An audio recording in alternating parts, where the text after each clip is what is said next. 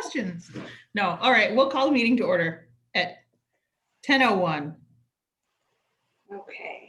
You have the recording started, right? Yes. Okay, Beth, if you can call roll, please.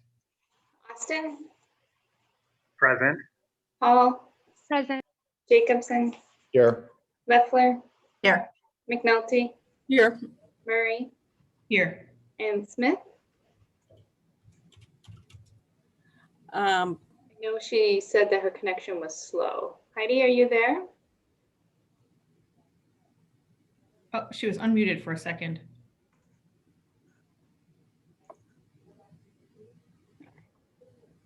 I think Heidi is present and can hear us. Okay. We just can't hear her, maybe. And then from CCS, we have Malinowski, Wishmeyer, and Stone. And Heidi just said here in the chat. All right, thank you. Okay. All right, any additions to the agenda?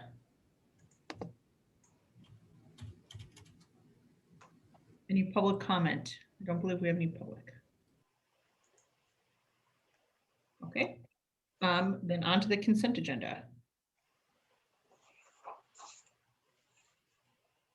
We have approval of minutes from February 10, approval of monthly financial statements, approval of bills for payment, and executive director succession plan, which we discussed at this meeting. Does anybody want to pull anything out for discussion? Any questions? Okay. I'll make a motion to approve the consent agenda. I'll second. This is Diane. All right, we have Pam makes a motion, Diane seconds, and if we can please get a roll call vote. Beth. Austin, Yes. Hall, Yes. Jacobson, Yes. Leffler, Yes. McNulty, Yes. Murray, Yes. and Smith. Yes, she Getting says. yes from Heidi in the chat. Thank you. All right, next on to business. We have two orders of business. One is the term illegal aliens and related Library of Congress subject heading work. Rebecca, do you want to share with us what you have there? Sure. This is something that's been on some CCS staff radars for a few years, and then it came up again recently at long range planning as a potential objective. And one of our long range planning committee members was like, could you just like do it? Do you have to wait for next year? Like, what's going on? So Rachel undertook some research, and I have some summaries of Rachel's research as well as a link to her full document in your packet. Essentially, because this is, it is a cataloging issue, but it's also an equity issue and an access issue. So I would like to take to our cataloging library staff some direction from executive committee, like from governance of CCS, to say like, yes, this is a thing we want to do, figure out how to make it happen, or no, this isn't a thing we want to do, so it's not an issue. So the quickest summary is that today I'm looking for a motion to direct CCS staff to select and implement alternate language to replace illegal aliens and aliens in subject headings in the catalog. And then sort of less specifically, or I guess relatedly, if this is something that we feel is important, there are other ways we can address equity, such as using additional thesauri. I don't feel we need a governance motion for that, but just to say like, yeah, we're like on the same page. These are things we should do. The catalogers can figure out how best to do them with input from like PAS and UX to make sure we're keeping access in mind. I'm happy to answer questions. I don't want to like read to you from the packet, but I will if you want me to.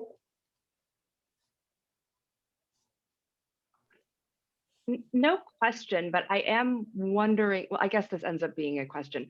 Fully in favor of this. This is great. I love this. I love the direction. I think we should do all the things. That is fantastic. I am wondering though, if it does make sense to make it a governance, to make it an official kind of decision regarding policy that we are going to focus on using inclusive language. I mean, I don't know the exact wording we would want to use, because then it gives us that concrete directive in case in the future something changes and we get any pushback. This kind of codifies that decision, not just for the one that we would be making the motion on today, but moving forward, to give it a little bit more teeth to it. And I don't know if people feel that's necessary. My board is very in favor of this, and would be, but I don't know if everyone's board would feel the same way. And if this comes from kind of like, well, CCS is saying this is what we have to do, especially because I know the Library of Congress, was it last year? No, because last year was COVID. So like the year before, where they tried to get a bunch of subject headings changed, and it was the first time that they'd ever been denied. And I think it's becoming a hot button issue. So if we make that decision here, I think it makes sense to have it be a little bit more official. I don't know if other people feel that's necessary, or if I'm just being a worrywart, which I might be. So I should probably have this in front of me, but I don't. I don't remember what we said exactly about this in the strategic plan and the long range plan. I don't have the plan either, but when we were talking about, we have a guiding principle that we respect, diversity, equity, inclusion. So one of our, it'll actually be in our implementation plan that we'll review in a few weeks.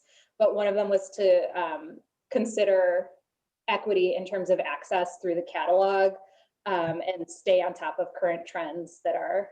Okay. The only reason I was asking is I was wondering if that would be, if that would address Kate's point. But it sounds like that's a more general statement. So I don't know, Kate, if you feel like, having it as part of our strategic plan, that more general statement, if that goes a little bit towards your concern. I mean, I just don't want, I've seen this happen a couple of times where we're like, oh yeah, no, it's like not that specific, but we'll keep with this. And then it's like, oh no, we get new directors or boards say things. And then it's like, oh, we're not going to do that anymore. So, I mean, I don't know. I mean, I'm fine if we want to not codify it, and just have something in the minutes to say that this is the direction we want to go. I mean, I think you guys all know that I prefer to let's lock it in, even if it can change in the future, because that makes me feel more comfortable. But I know that that isn't typically the way the group governing board tends to fall. So the Bylaws and Policy Committee is meeting later this month / early next month. So we could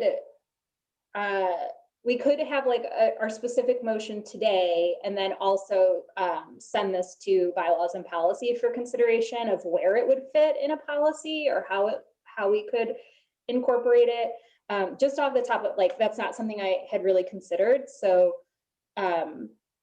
thinking of our governing board policies, I'm not I'd want to go through it and say oh, here's where it does or doesn't make sense, and have some more eyes on it before we made a decision in that direction. Oh yeah, I mean, we wouldn't make any type of decision today. That would be right like that. And maybe it is enough to just say, as one of our when we are making these changes, as one of our guiding principles is to, foster a culture of collaboration and community. We, engage, respect their diversity. I pulled it up so I could read the wording. That we are making this change so that we're directly tying in why the change is being made. I mean, there isn't really anything in the strategic direction. I mean, you could argue that developing flexible, responsive services that continue to improve patron and staff experience, that would be where it would fall as well. But there isn't anything specifically pulled out under there.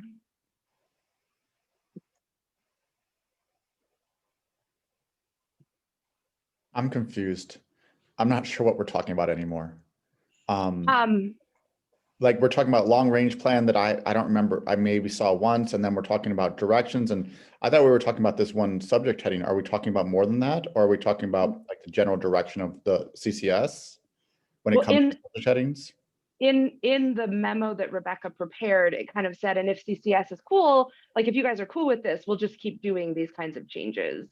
And do we need to codify that? And that's what I was saying, like, I would feel more comfortable codifying it because it doesn't specifically call it out in the strategic plan that we looked at in January that we approved, but it does, you know, today we'd only be voting on the specific terminology that, you know, the illegal aliens and aliens, changing that. Mhm. Okay. Yeah, so at this time, my team has not identified other specific headings that we would need to change. It's really more about, do we want to add other sources of subject headings that have more inclusive and sort of specific terms? And then another potential project that we'll be discussing with long range planning is to develop a tool to assist libraries with diversity audits of their collection based on bib analysis.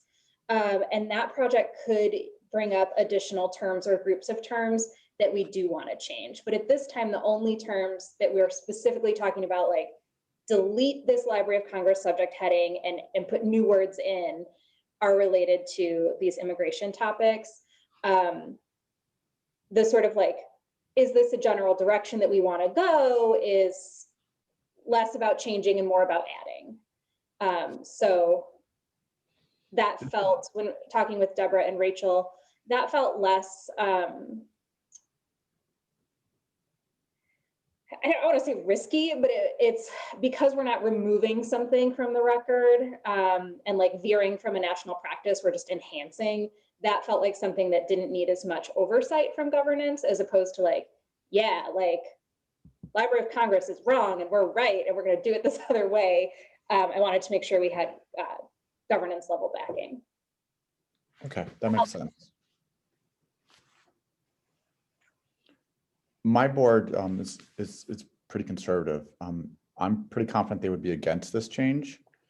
I personally am for it, and so I find myself torn here on whether what to do with this. I don't know if anybody else is in that situation, because I'm pretty confident if my board actually ever found out about this or cared about it, they probably wouldn't. I'm sure I could get this through, and I probably will vote yay. But if they ask me why, I'll be like, I'm going to point to the stats. And so what I'm really appreciative of you sending those stats forward, because that's the only data point that they care about or would care about. But I'm not alone in this. I imagine the Huntley, I don't want to say who's conservative or not conservative, but like as you get farther away from the city, it's a different animal altogether. And I don't know what people report to their boards. And my board is very hands-off and allows me to do my job, but I don't know about everybody else. And so this could be a firestorm. Not that we should avoid firestorms or anything like that. I'm just saying that for some directors, this could be a big problem. Yeah. And so does having it codified help or hurt? I'm just talking about this one illegal alien or undocumented. I'm only talking about that. And this. Okay.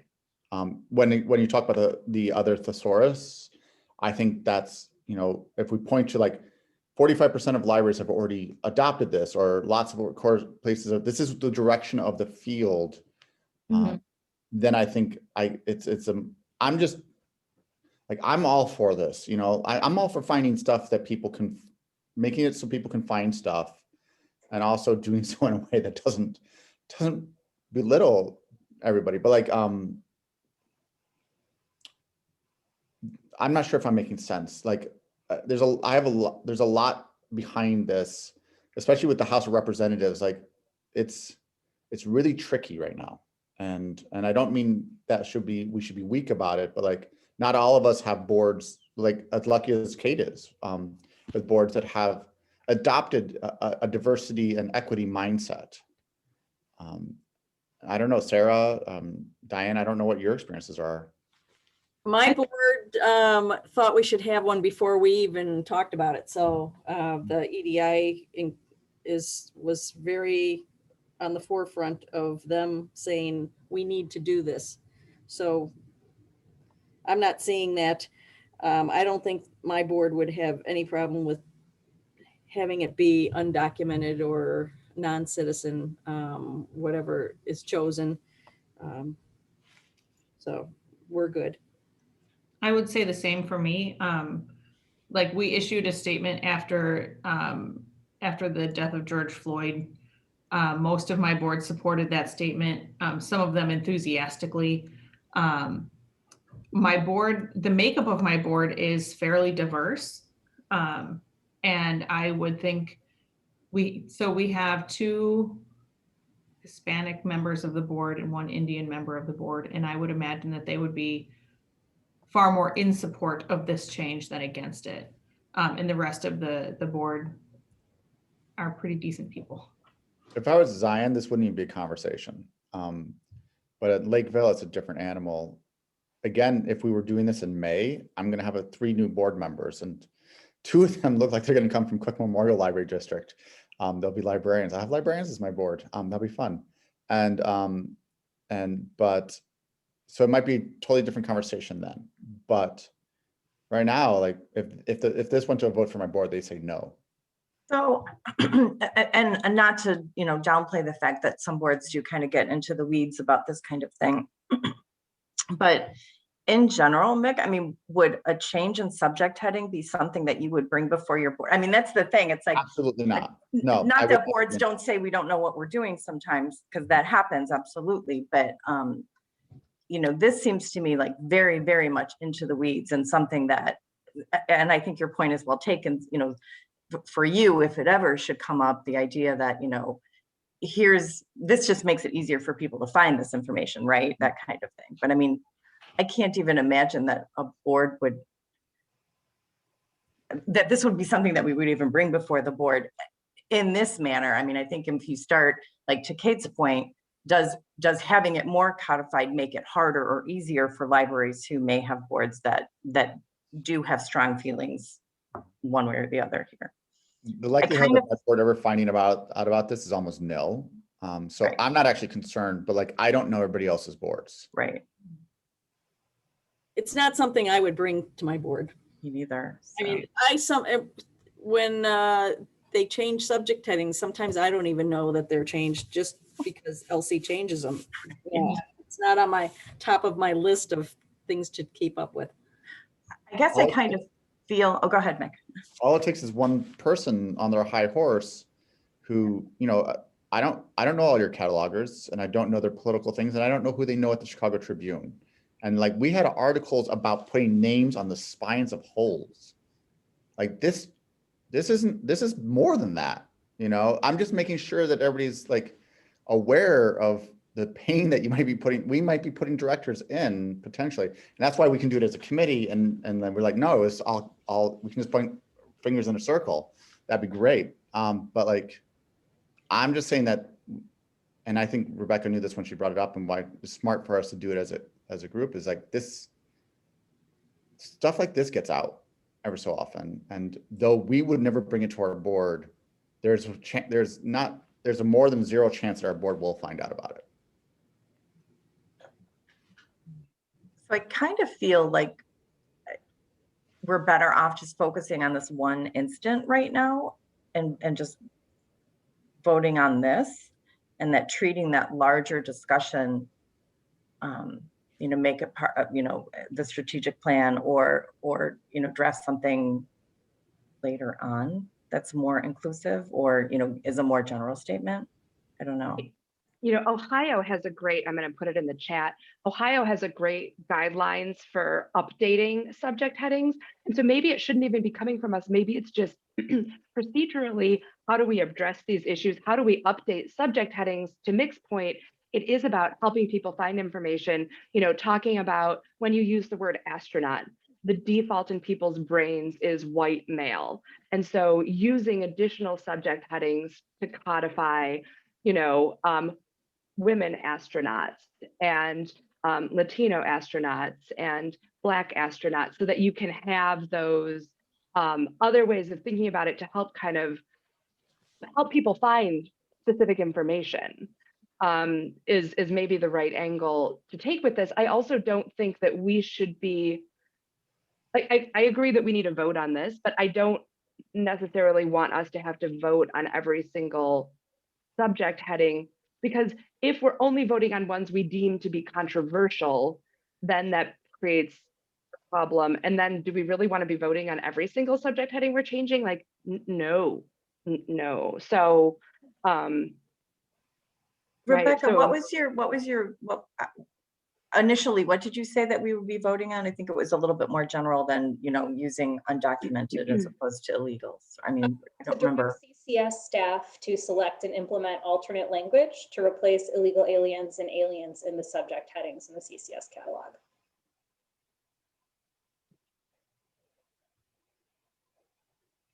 So Kate brings up a good question. If we're doing this one, why aren't we doing other ones? I mean, at this time, there aren't others that we've identified as problematic in this way. Rachel talked me through some helpful distinctions. So another general topic that, people are like, oh, we should do something about these outdated headings is LGBTQ plus issues. And the issue there is not that the terms used are offensive, it's that they're not necessarily specific enough. They maybe used to be offensive, and Library of Congress changed them already, which is a thing that happens regularly. Library of Congress is always updating headings, but like they may have, and Deborah, jump in if I'm wrong here.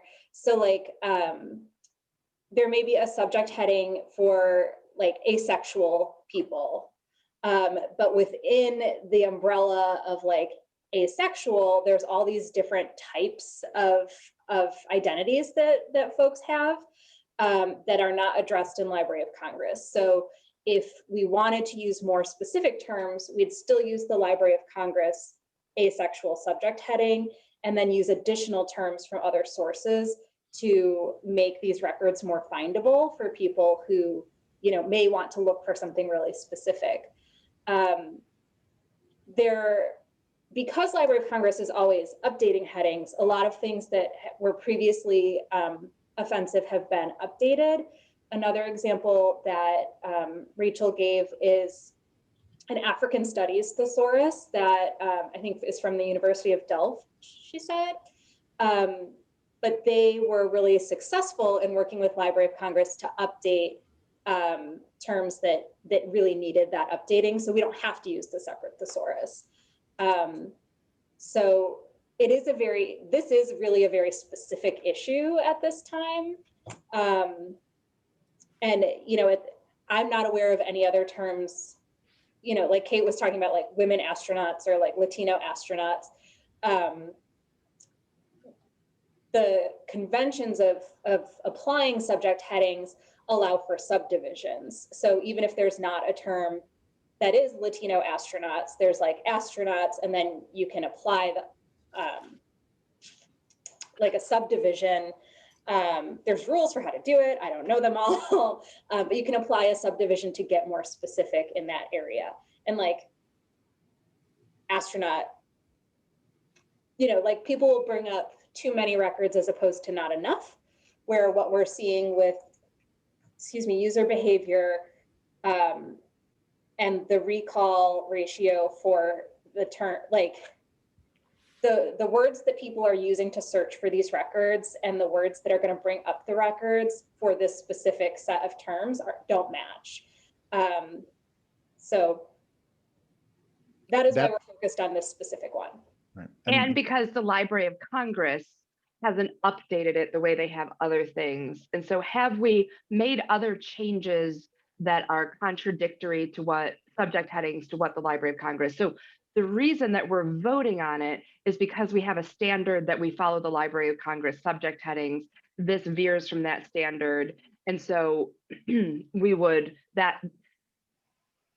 need a vote on all of them. But if there were other subject headings, at least right now, that veered from what the Library of Congress has, as a subject heading, we would most likely need to vote on those to be consistent with what we're doing today. Yes, and I would say if, future research brings up several headings that we'd want to change, then adopting a procedure like the Ohio link document that Kate shared would be a better practice. But at this time, we're really just talking about this one small subset. Okay, that makes sense to me.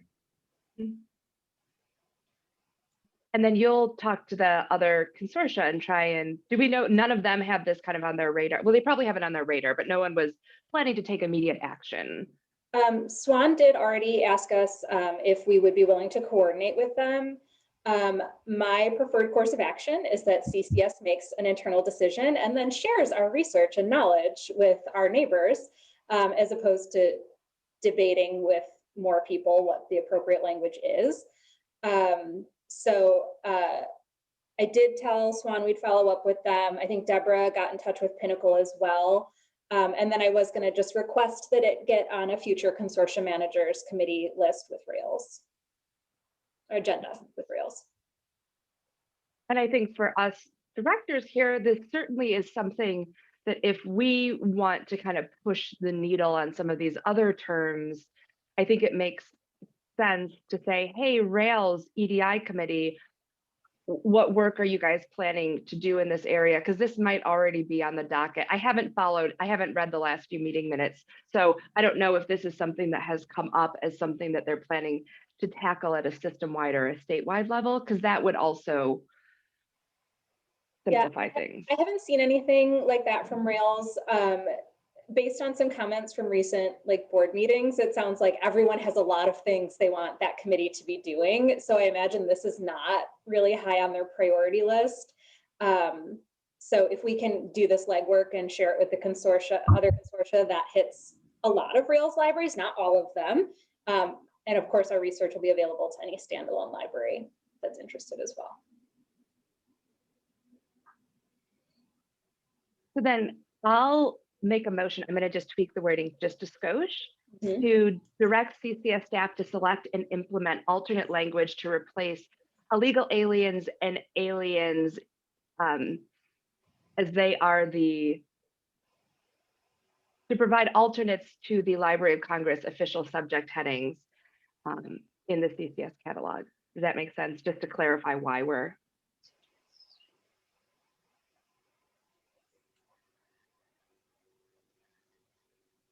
Can you say that again? I'm confused about where. So and I might have it maybe not in the right order, to direct CCS staff to select and implement alternate, hang on, because you're right, I think this will work better. To direct CCS staff to select and implement alternate language to the official Library of Congress subject headings to replace illegal aliens and aliens in subject headings in the CCS catalog.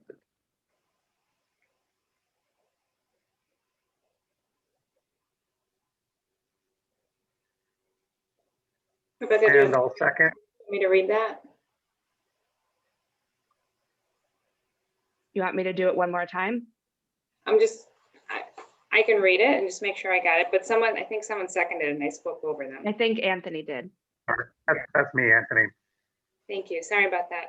So I'm just going to read it. I have to direct CCS staff to select and implement alternate language to the official Library of Congress subject headings to replace illegal aliens and aliens in subject headings in the CCS catalog.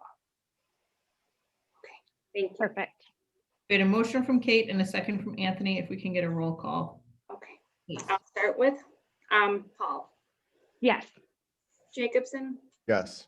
Leffler, Yes. McNulty, Yes. Murray, Yes. Smith. I see her yes in the chat, and Austin. Yes. Thank you. All right, that was a big discussion than I had anticipated. We got through it, and hopefully we all are on the other end of that discussion feeling good about how we're moving forward. Next on the agenda is nominating committee. So as our terms are getting ready to come to an end. We have 3 people on the nominating committee. Kate is the chair as the past president, Diane and Heidi. And I guess we're asking that you'd have a slate of candidates at the April meeting. Does that work for all of you? Yes, I should have contacted the nominating committee earlier. It's the first year that we'll be doing the vote in April instead of May. But I also just wanted to direct you, in case you didn't see it in the packet, previous year's nominating committee had asked for a list of like previous executive committee groups, so they could see like who hasn't served recently. So that is available for your review as well. I'm happy to provide, I'm sure you all have it, if you're going to meet, Zoom or agendas or whatever is needed for the committee. The committee has taken some different tacks over the recent years. Some have had like official meetings and some have not, and have discussed it at executive committee. So we will not bog down the committee with that. Diane and Heidi and I will meet as an official meeting, discuss and present a slate. If we need, if anyone on the executive committee has any suggestions or has anyone they'd like to recommend, please send those directly to me individually and I will share, so we're not violating OMA for our official committee. And if that, and then Beth, would you be able to coordinate with Jennifer to get a meeting for the 3 of us? I mean, Rebecca, I don't know. I mean, we can just use my Zoom stuff unless you'd prefer, because do we have to record? Are we recording committees? Guys? yeah, we are. Yes, Beth is like, oh my God, yeah, okay. We don't have committees at my library, so I always I'm like, committees, they do stuff. So maybe if Beth could be on as well. I would be honored. Spoiler alert, I'm gonna make you do the minutes. I assumed. Okay. I already read into that, don't worry. It's just that you're so good at it. So if you maybe were a little worse, then. Well, thank you. Yeah, and then just one quick question for Heidi and Diane. I believe Alex, when he was nominated, like they also sent out a note to the governing board at large asking if anyone had any recommendations. I'd like to do that before we meet, so that if we had anyone that's putting themselves forward, we can start with that. So since we have a tight timeline, to make sure that we don't have to meet and then send something out. If you guys are cool with that, I will do that. Okay, Heidi is cool with it. Diane, does that? Yeah, no, I'm fine. Okay, great. I will do that. And then just have, again, all of the responses come to me individually. I will compile them so that we don't have to worry about violating OMA. Only 3 people. That's like nothing, right? Should be really easy. Last year, they did have more people put themselves forward than they had spots available. So hopefully you'll still get good interest this year. Yeah. Rebecca, one other thing that it would be helpful, especially for the vice president-elect, because okay, so Pam is 21, 22, and so they would be 22, 23. If there are any specific large projects that we have coming in 22, 23, it would be helpful to mention that. There won't be any. That's how it works here. There won't be. Right. You tell Sarah there won't be any, and then there's a whole bunch, and she handles it like a champ. I mean, to be fair, it's not like CCS planned a pandemic. I said I wasn't going to do that anymore, but I just couldn't help it. That was just set right up. Yeah, I will look at it. The office move would be in there. Oh, I thought that was in 25. Okay, so that would be, Yeah, it would, I mean, the move itself would be like July of 2023, July, August, but negotiating. but all of the prep work. Mhm. Okay.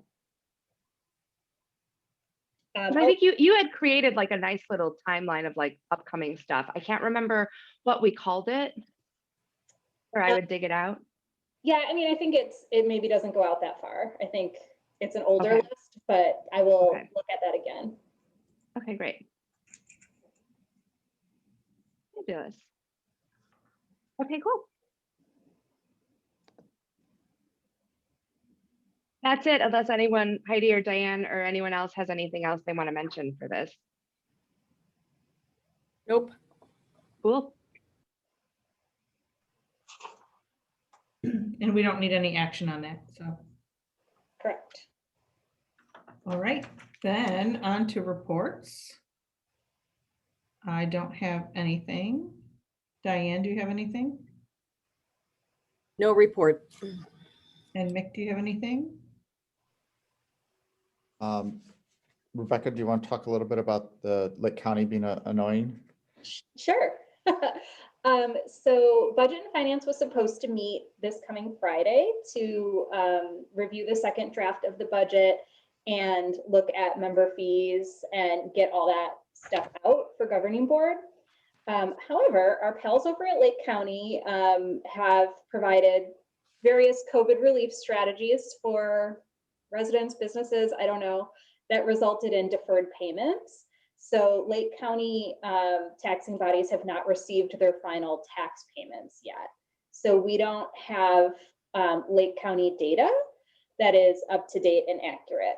So because we look at things like as percents of whole, we look at this proportionately, we can't just say like, oh, we'll do Lake County later, like it affects everybody. So we are attempting to postpone the meeting to the last week of March as they anticipate that final payment will be made in March. Beth has been in touch with with staff at the treasurer's office and has been given instructions to submit a FOIA because it'll get the data faster than getting it online. If the data is not available by like the week of the 22nd, Mick had a suggestion for having libraries self-report what they expect their last payment to be, and then we just add it up. So that will be our plan B. But our plan A is Lake County sends us their stuff.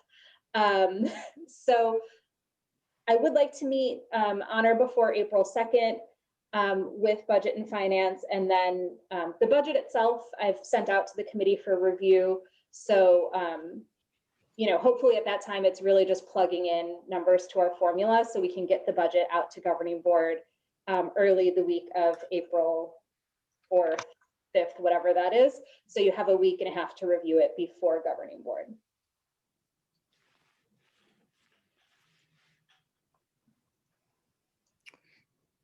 That's my report. That was an easy one for you, Mick. I'd like to get my last payment from Lake County. Yeah, and Mick, if you could just let me know as soon as you get your last payment, then Beth will start with her FOIA. I'll hit Right. send on that FOIA. Yeah, no problem. Yeah, I can, like they said, we're at 97 point something paid, so we're not that far down, but we're usually at 99%. So we'll see, I don't know where everybody else is at, and like other libraries maybe have a lot more foreclosures or whatnot. So I don't, and businesses that aren't paying their property tax. So I don't know. So it's wise to wait. And Spot checked most of the libraries and they were between 98, 99, but the number hadn't changed in like the last month. So that's good. I think we're like 99.6 or 99.8, something like that. So I don't think we're going to get any more. We actually have less outstanding this year than we did last year. So I don't think we're getting more. We have a small section in Lake County and we're also pretty high up there. But it's also $1 million homes. And I think the people there are paying their bills. I hope so. Okay. So we'll look for more information about when when that committee is going to meet and how we'll move forward with that. And hopefully it's not too much of a delay. Hopefully the numbers come in before the meeting is scheduled. All right, anything from committees and groups?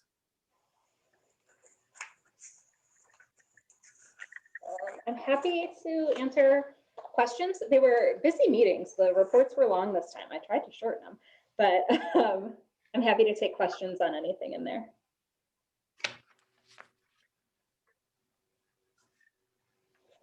I would just send out a plea that when the survey goes out for the data, please, for data reporting, please encourage your staff to take it. And when the administrators one goes out, please, I mean, I know we're all super busy, but please take it because it will be very helpful.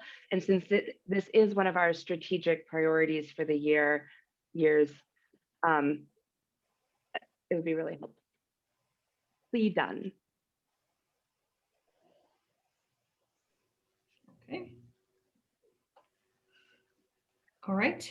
And then executive director, do you have anything else to add for us besides what's in the packet, Rebecca? I will just add, I heard back from the attorney on the innovative contract yesterday, and I haven't thoroughly gone through his email, but I think he and Sarah and I are going to have a call with our pals over at Innovative to just like finish this thing. I am bored of talking about it. So again, we're still on track with our project. Deborah's meeting with the project manager and, you know, attending these meetings. So we're not delayed. It's just paperwork. So yeah, that's what I'm working on with that. And I'm happy to take any questions or provide any more information on anything that's in here. And I just want to shout out that we have 23 fine-free libraries now. That's so many. So. Who's not fine free? Deborah, do you know this better than I do? It is Des Plaines, Winnetka, Park Ridge. They're currently doing a fine free trial set to end in April, at which point the board will vote. McHenry and Glenview. Those would be the 5. Thank you. Can I ask a very technical question about one of the items on the training and library visits? Yeah. For new manager training, is the McHenry Children's Department supervisor, is that their manager designation? And is it a new manager? Do we know? It probably is because the person that was in that position is now the director. Is that official? That was what I was going to get at. I was trying to work around it. They gave her a quote unquote trial and then just made her, I think they got tired. They were going to do it for 6 months and they did it early. Okay, so that's official. Yeah, Yeah. Leslie let me know as well that she's officially the director at McHenry. Okay. So that's, CCS has updated our stuff. She's no longer interim. She's the boss lady. Okay. Thank you.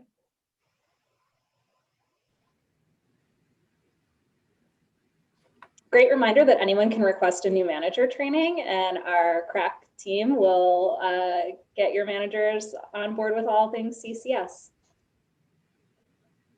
Sounds good. All right, anything else? I did have a question. So I saw that Mieko went to a corporate training thing.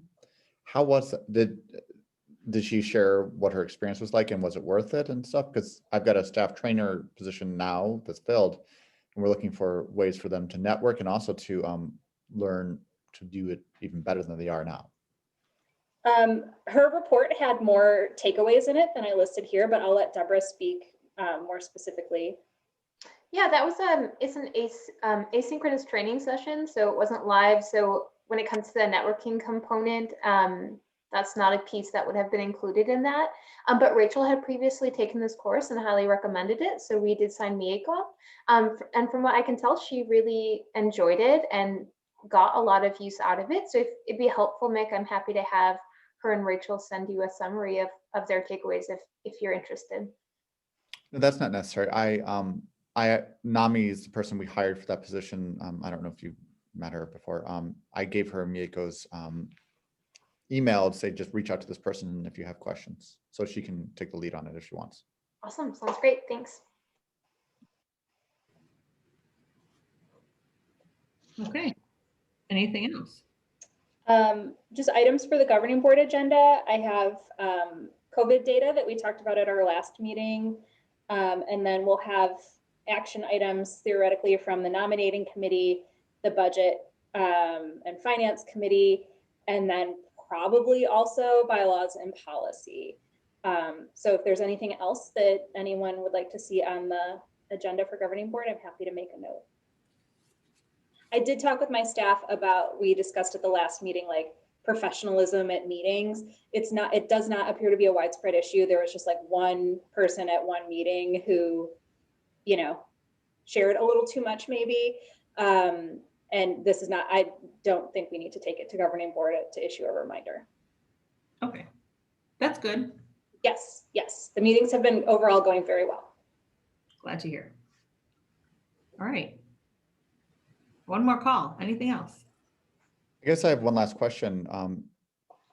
Wait. When COVID is passed and we all do get our vaccines, or whoever chooses to get vaccines gets vaccines, are we ever going to go back to in-person, or are we going to stay on Zoom?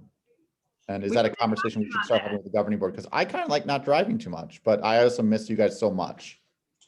But Yeah. I also think that we've always followed the OMA guidance. And so while there are a few laws proposed, it really is largely structured around disasters. So I would think that if we're still going to follow that recommendation, even though it is a squishy thing on whether we need to, we probably would need to go back at some point if the laws don't change. Yeah, Sarah and I were talking a little bit about it outside of OMA issues. Oh, Heidi says she misses all of us. I feel a good compromise could be committee meetings would be remote and governing board would be in person. Again, subject to like, do we feel comfortable with our OMA squishiness? But I'm not going to make Beth do this. But it does seem like we've been getting better attendance via Zoom for committee meetings. And we've had less of them because there have been fewer issues, but I do think the not having to travel has made it easier for directors to fit these meetings into their schedules. So I would like to see some continuation of virtual meetings, but I understand the concerns around OMA.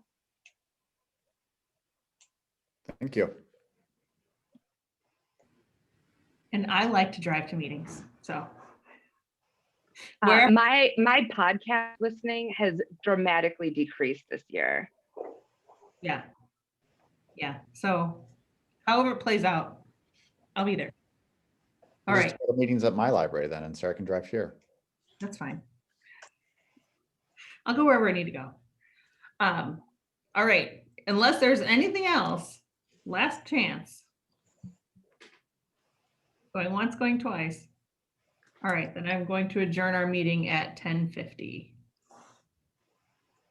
Thank you, everyone. Thank you. Thank you.